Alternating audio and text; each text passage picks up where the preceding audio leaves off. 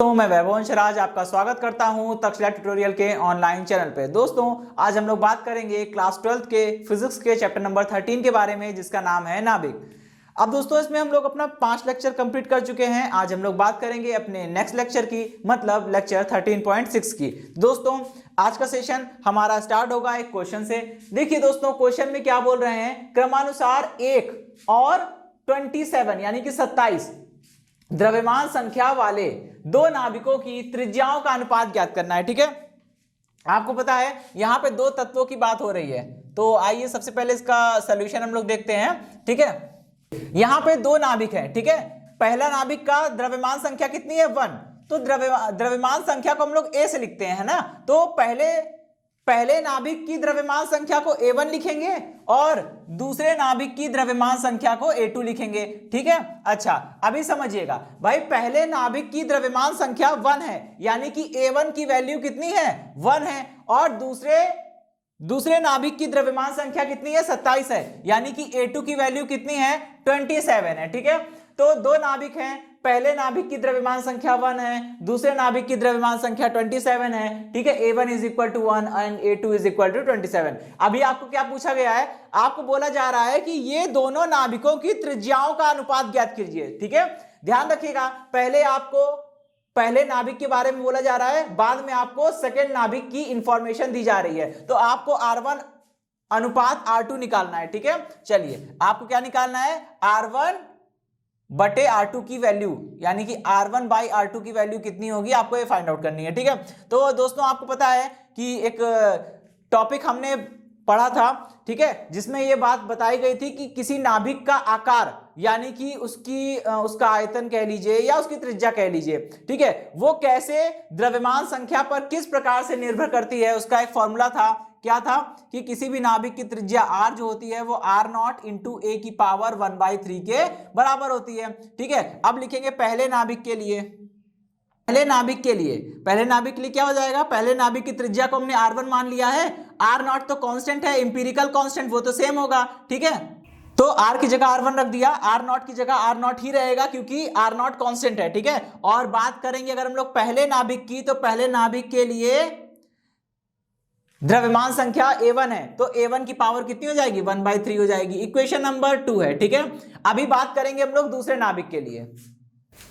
चलिए दूसरे नाभिक के लिए, भाई दूसरे नाभिक के लिए त्रिज्या कितनी हो गई है R2 हो गई है, और दूसरे नाभिक के लिए द्रव्यमान संख्या कितनी है A2 हो जाएगी, तो वो हो गई A2 की पावर 1/3। अभी क्या है, ये इक्वेशन नंबर 3 है। अब हमें करना क्या है, हमें R1 अनुपात R2 की वैल्यू निकालनी है। क्या करेंगे, इक्वेशन 2 डिवाइडेड बाई इक्वेशन 3। ठीक है, चलिए इसको भाग करिए, कितना हो जाएगा, R1 बटे में लिखेंगे R2 इज इक्वल टू कितना हो जाएगा, R1 की वैल्यू रखिए कितनी है R0 a raise to the power 1/3, और यहां पे A1 की पावर होगी। ओके, चलिए यहां पे देखिए R2 की वैल्यू कितनी है R0 और A2 raise to the power 1/3। अभी समझिएगा, R0 से R0 कैंसिल हो सकता है और हो भी जाएगा, कितना बचेगा R1 अनुपात R2 इज इक्वल टू ये बनेगा A1 अनुपात A2 की पावर 1/3। ठीक है, चलिए अभी इसको सॉल्व करिए,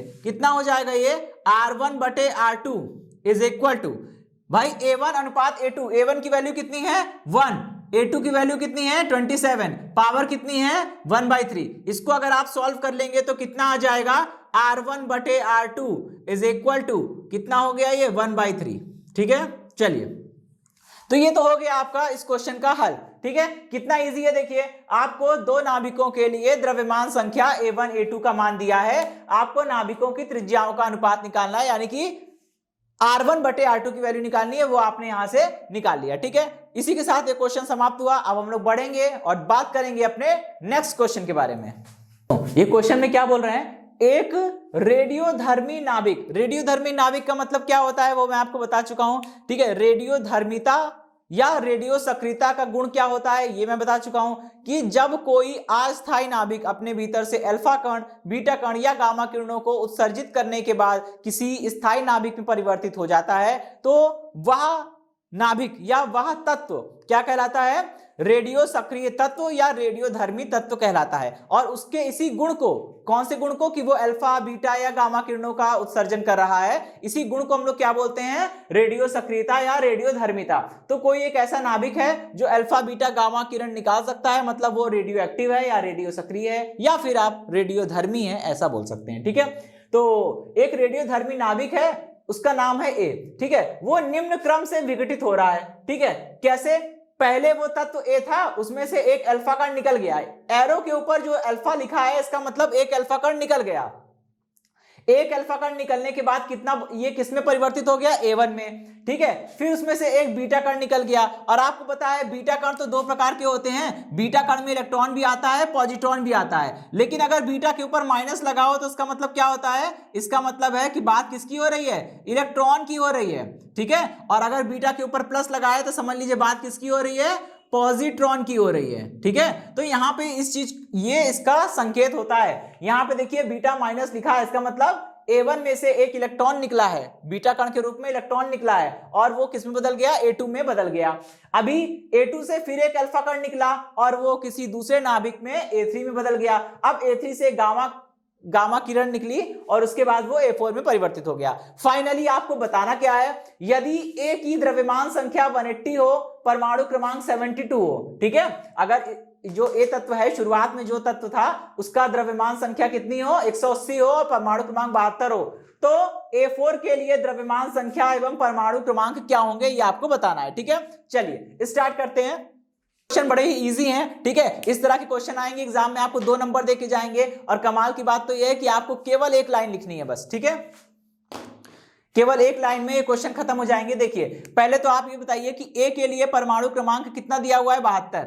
ठीक है, और द्रव्यमान संख्या कितनी दी हुई है, 180। इसमें से एक अल्फा कण निकालिए। जब इसमें से एक अल्फा कण निकलेगा तो परमाणु क्रमांक, ये जो नाभिक है वो A1 में बदल गया। ठीक है, अब द्रव्यमान संख्या में 4 की कमी होती है, तो 180 में से 4 गया, कितना बचेगा, 176। और परमाणु क्रमांक में 2 की कमी होती है, तो ये बन गया 70। अब इसमें से एक बीटा कण निकलेगा, और बीटा कण मतलब इलेक्ट्रॉन, एक इलेक्ट्रॉन निकलेगा, तो कितना हो जाएगा, ये बन गया A2, ये बन गया 71 हो जाएगा, और ये 176 का 176 रहेगा।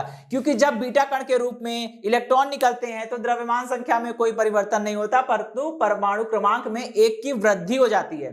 ठीक है, यहां वही चीज हो रही है। अभी क्या है, A2 में से एक अल्फा कण निकलेगा तो वो किस में बदल जाएगा, A3 में बदल जाएगा। जब A2 में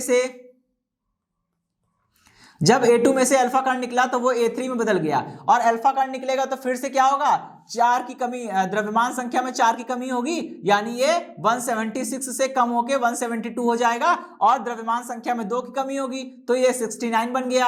अभी क्या है, इसमें से देखिए गामा किरण निकल रही है। जब इसमें से गामा किरण निकलेगी तो आपको पता है गामा किरण निकलने के बाद वो A4 में बदला। अब ये क्या है, हमको पता है जब कोई भी रेडियो सक्रिय नाभिक जो है वो अपने अंदर से गामा किरणों को उत्सर्जित करता है तो उसके परमाणु क्रमांक में और ना ही द्रव्यमान संख्या में कहीं कोई कमी नहीं आती, तो एज इट इज ये बने रहेंगे। ठीक है, तो आपसे क्या पूछा गया था कि A4 के लिए द्रव्यमान संख्या बताइए और परमाणु क्रमांक बताइए। ठीक है, तो आपको मिल गया होगा जवाब। ठीक है, यहां क्या आ रहा है, देखिए यहां देखिए क्या आ रहा है, एक A4 के लिए द्रव्यमान संख्या कितनी आ गई, 172, और परमाणु क्रमांक कितना आ गया, 69। यही आपका जवाब है। ठीक है, देखिए एक लाइन में क्वेश्चन हो गया। तो ये क्वेश्चन समाप्त हुआ। अब हम लोग बढ़ेंगे अपने नेक्स्ट क्वेश्चन की ओर। तो अब देखिए नेक्स्ट क्वेश्चन में क्या बोल रहे हैं, 84 पोलोनियम 210। ठीक है, 84 पोलोनियम 210, ये 84 क्या है, इसका परमाणु क्रमांक है, और 210 क्या है, ये इसका द्रव्यमान संख्या है। ठीक है, एक अल्फा कण उत्सर्जित करता है, मतलब एक अल्फा कण उत्सर्जित करके शीशे यानी कि लेड में बदल जाता है। ठीक है, अच्छा इस रेडियो एक्टिव क्षय की समीकरण लिखिए। 1 नंबर का क्वेश्चन, बेहद सरल और मोस्ट इंपॉर्टेंट। अभी देखिए आपको क्या दिया गया है, आपको दिया गया है 84 पोलोनियम 210। ठीक है, आपको पोलोनियम का द्रव्यमान संख्या, परमाणु क्रमांक सब कुछ तो दिया है, तो टेंशन की कोई बात नहीं। अभी देखिए ये क्या करेगा, अपने अंदर से एक अल्फा कण निकालेगा। ठीक है, तो उसने क्या किया, एक अल्फा कण निकाल दिया। अल्फा कण को आप इस तरह से भी लिख सकते हैं, या फिर यहाँ पे 2He4 भी लिख सकते हैं, जैसी आपकी इच्छा। आप चाहे तो यहाँ पे 2He4 भी लिख सकते हैं अल्फा कण की जगह पे। अगर आपने 2He4 लिख दिया तो भी टीचर समझ जाएंगे कि आप क्या बोलना चाह रहे हैं, आप अल्फा कण प्रदर्शित करना चाह रहे हैं। ठीक है, अच्छा अभी यहाँ पे क्या बनेगा, ये खुद बोल रहा है कि पोलोनियम ने एक अल्फा कण को निकाला तो वो लेड में बदल गया, यानी कि यहाँ पे कौन सा तत्व आएगा, यहाँ पे लेड आएगा। ठीक है, सॉरी लेड आएगा, पी भी लिखना चाहिए। ठीक है, यहां क्या आएगा, लेड आएगा। ठीक है, अभी देखिए अल्फा कण जब निकलता है तो द्रव्यमान संख्या में 2 की कमी होती है, परमाणु क्रमांक में 2 की कमी होती है, तो 84 से 2 घट के कितना हो जाएगा, 82 यानी कि 82 हो जाएगा। और परमाणु क्रमांक में 4 की कमी हो रही है, 210 में से 4 को माइनस करिए, कितना आएगा, 206 आएगा। तो बस ये इसकी समीकरण है, इतना आपको लिखना है। ठीक है, कितना आसान है। पोलोनियम के लिए द्रव्यमान संख्या परमाणु क्रमांक दिया हुआ है, अल्फा कण निकाल दीजिए। आपको पता है अल्फा कण निकालने पर द्रव्यमान संख्या में 4 की और परमाणु क्रमांक में 2 की कमी होगी, घटा के लिख दीजिए। और ये जो तत्व बनेगा यहाँ पे वो क्या है, वो लेड है। ठीक है, चलिए अब हम लोग बात करेंगे अपने अगले क्वेश्चन की।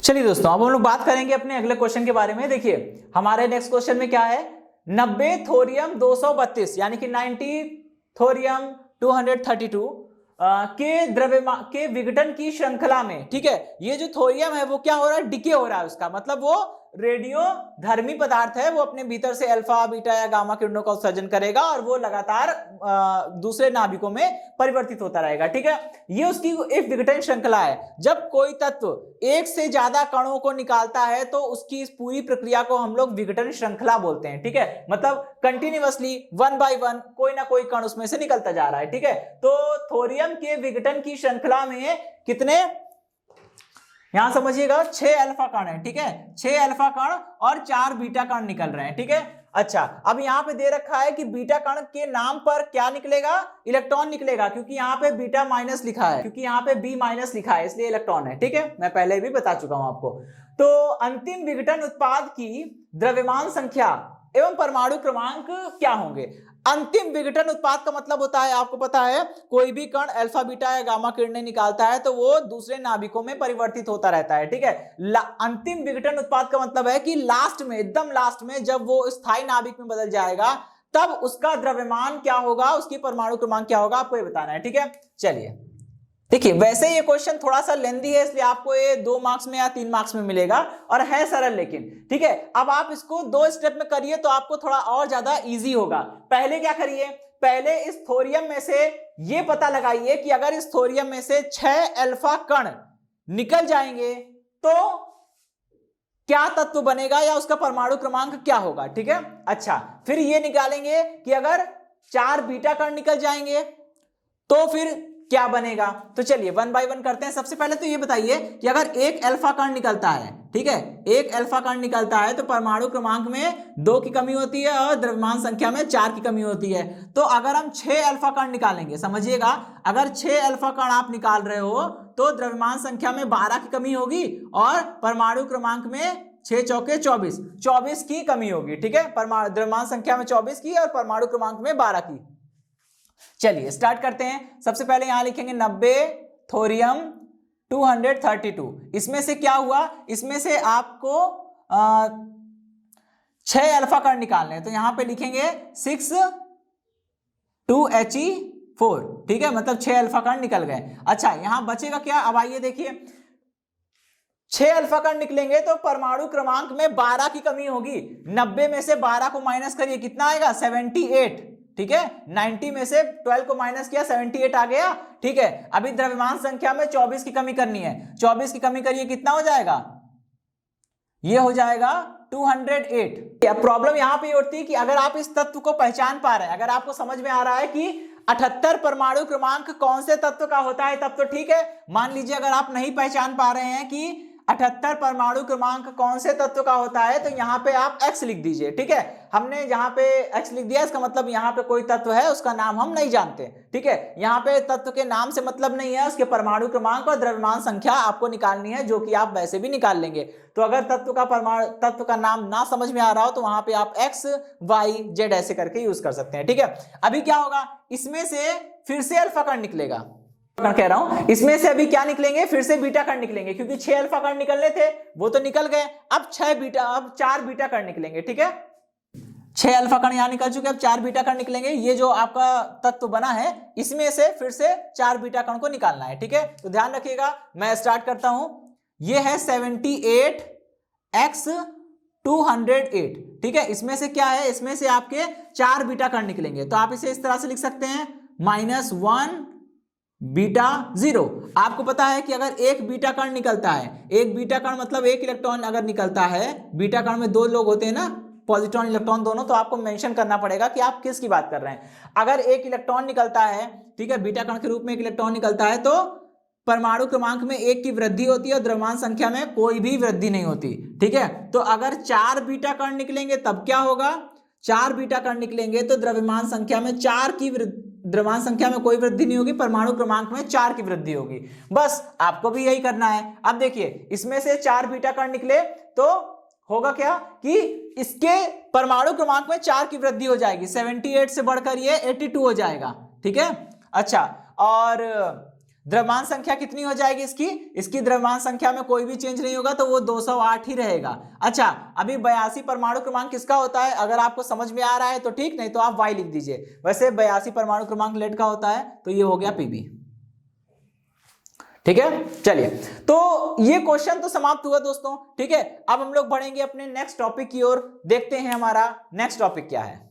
दोस्तों, जो हमारा नेक्स्ट टॉपिक है वो क्या है, रदरफोर्ड सोडी का नियम, जिसे हम लोग रेडियो सक्रिय क्षय का नियम भी कहते हैं। अब इसको समझिएगा, ठीक है। मतलब रेडियो सक्रिय क्षय का नियम मतलब law of radio active disintegration या रेडियो एक्टिव डिके, और रदरफोर्ड एंड सोडी लॉ। देखिए, रदरफोर्ड और सोडी नाम के 2 साइंटिस्ट थे, उन्होंने एक बहुत ही इंपॉर्टेंट लॉ दिया, जो नियम ये बताने में कामयाब है, कारगर है कि अगर आपने किसी रेडियो सक्रिय तत्व को यानी कि रेडियोधर्मी तत्व को या रेडियोधर्मी पदार्थ को लिया हुआ है, और अगर आप ये जानना चाहते हैं कि इसके विघटन की दर क्या है, इसके क्षय होने की दर क्या है, मतलब ये अपने भीतर से अल्फा, बीटा या गामा किरणों का उत्सर्जन कितना तेजी से या कितने धीमे धीमे कर सकता है, ठीक है। देखिए, विघटन की दर का मतलब होता है कि प्रति सेकेंड कितने कण या कितने किरण निकल रही है, मतलब अल्फा, बीटा, गामा किरण जो है वो प्रति सेकंड कितनी संख्या में निकल रही है। अगर ज्यादा संख्या में निकल रही होगी तो विघटन की दर ज्यादा हो जाएगी,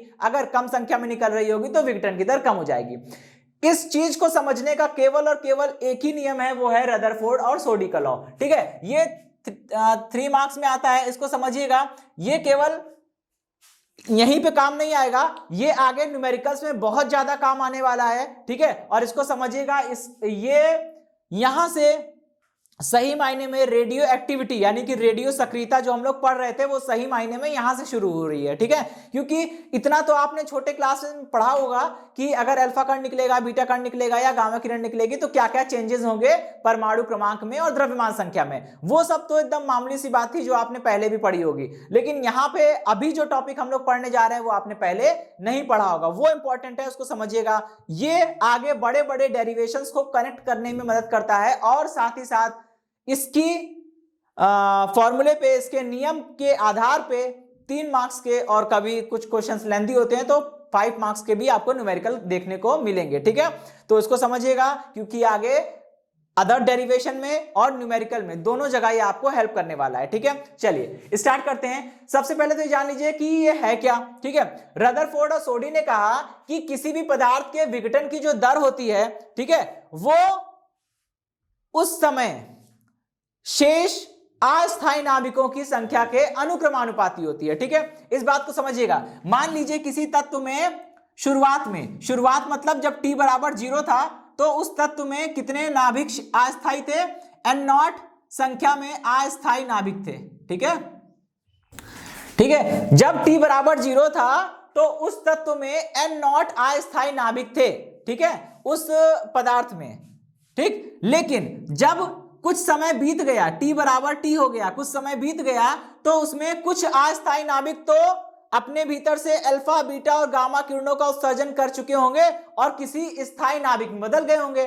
ठीक है। आप इस चीज को ऐसे समझ सकते हैं, मान लीजिए कि शुरुआत में किसी भी तत्व में कितने अस्थायी नाभिक थे, 1000 अस्थायी नाभिक थे।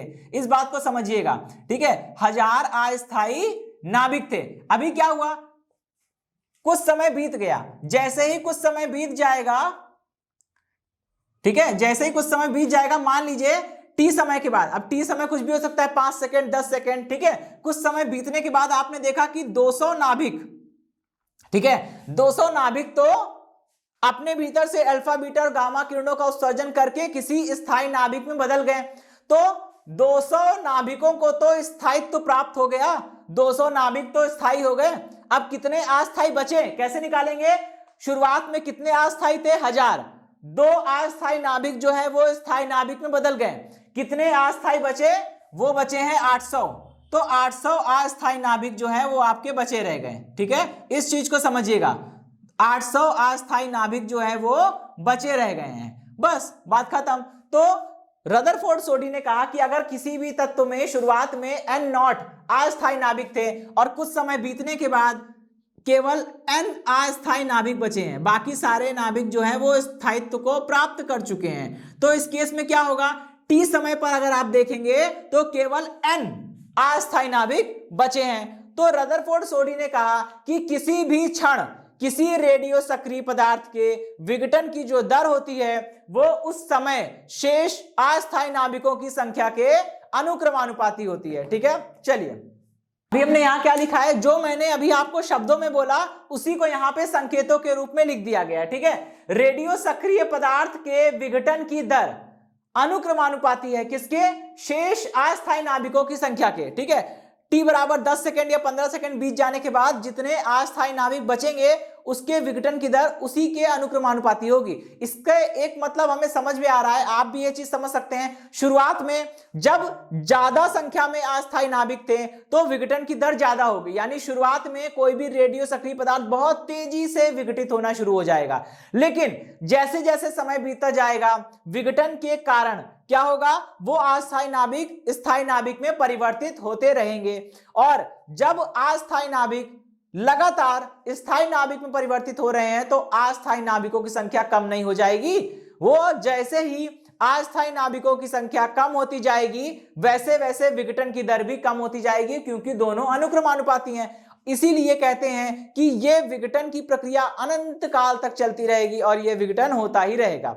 ठीक है, क्योंकि आपको पता है जैसे जैसे अस्थायी नाभिकों की संख्या कम होगी वैसे वैसे विघटन की दर भी कम हो जाएगी, विघटन बहुत धीरे धीरे होने लगेगा और टाइम बहुत ज्यादा लगेगा। ठीक है, चलिए अभी इसको हम लोग डेरिवेशन करेंगे, इसको न्यूमेरिकल वे में लिखते हैं। देखिए पदार्थ के विघटन की दर, जब पदार्थ विघटित हो रहा है, ठीक है, तो विघटन की दर कैसे निकालेंगे? मान लीजिए dt समय में कितने अस्थायी नाभिक जो है वो विघटित होने जा रहे हैं dt, तो एकांक समय में कितने नाभिक विघटित हो रहे हैं? dn/dt, और इसी को तो विघटन की दर बोलते हैं। ठीक है, अगर dt समय में dn नाभिक विघटित होने जा रहे हैं तो 1 सेकेंड में कितने नाभिक विघटित होंगे? dn/dt, और इसी को बोलते हैं विघटन की दर। और विघटन की दर की बात करें, जब नाभिक विघटित होते हैं तो अस्थायी नाभिकों की संख्या लगातार कम होती जाती है, और अस्थायी नाभिकों की संख्या में कमी आ रही है, इसलिए आगे निगेटिव का साइन लगाएंगे। ये डायरेक्टली प्रोपोर्शनल होता है किसके? अस्थायी नाभिकों की संख्या के, यानी कि n के। ठीक है, अभी इस चीज को समझिएगा। अगला स्टेप क्या होगा मेरा? यहां पे माइनस क्यों लगा है? क्योंकि जैसे जैसे विघटन होता रहेगा वैसे वैसे अस्थायी नाभिकों की संख्या कम होती रहेगी, इसलिए यहां पे माइनस का चिन्ह लगा है। ठीक है, चलिए तो ये हो जाएगा dn/dt। अगला स्टेप क्या होगा? अनुक्रमानुपाती का चिन्ह हटेगा, एक बराबर का चिन्ह आएगा और एक कांस्टेंट आएगा लैम्डा। ठीक है, चलिए अभी अगला स्टेप क्या है? इसको समाकलन करने की सोचिए। इसका कैसे करेंगे? dn के नीचे n को लिख लिया, ठीक है, और क्या करेंगे? इधर देखिए लैम्डा के बगल में dt को लिख लिया। ठीक, अभी इसका समाकलन करना है। ये हो गई हमारी इक्वेशन नंबर 1। समीकरण 1 के दोनों पक्षों में समाकलन करने पर, समीकरण 1 के दोनों पक्षों में समाकलन करिए, कितना हो जाएगा? ये हो जाएगा dn/n is equal to lambda, बाहर निकल आएगा, कितना होगा समाकलन? dt का समाकलन होगा। अब यहां देखिए लिमिट को रखने से पहले समझ लीजिए, एक तरफ समाकलन हो रहा है समय के सापेक्ष, एक तरफ समाकलन हो रहा है अस्थायी नाभिकों की संख्या के सापेक्ष। तो जिसके सापेक्ष समाकलन होता है सीमाएं भी उसी के पदों में लिखी जाती है। मतलब मेरा यह है कि यहां पे समाकलन हो रहा है समय के सापेक्ष, तो यहां पे जो दाएं पक्ष में जो सीमाएं लिखी जाएगी वो समय के रूप में होगी। इसको ऐसे समझिए, शुरुआत में t बराबर कितना था?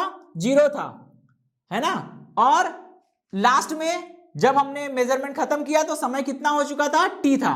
ठीक है, तो लिमिट क्या रखेंगे, लिमिट हो जाएगी 0 से, लोअर लिमिट है 0, अपर लिमिट है टी। ठीक है, अब ऐसे समझिए, बाएं पक्ष में समाकलन हो रहा है अस्थायी नाभिकों की संख्या n के सापेक्ष। ठीक है, तो यहां पे जो कैपिटल N है वो शुरुआत में कितना था, n नॉट के बराबर था, क्योंकि जब आपने मेजरमेंट शुरू ही नहीं किया तो शुरुआत में सर्वप्रथम अस्थायी नाभिकों की संख्या n नॉट थी। तो यहां पे जब t बराबर 0 था तो यहां पे ये n नॉट हो जाएगा। और देखिए, जब कुछ समय बीत गया तो अस्थायी नाभिकों की संख्या n नॉट से बदलकर n हो गई, तो यहां पे हम लोग n लिख देंगे।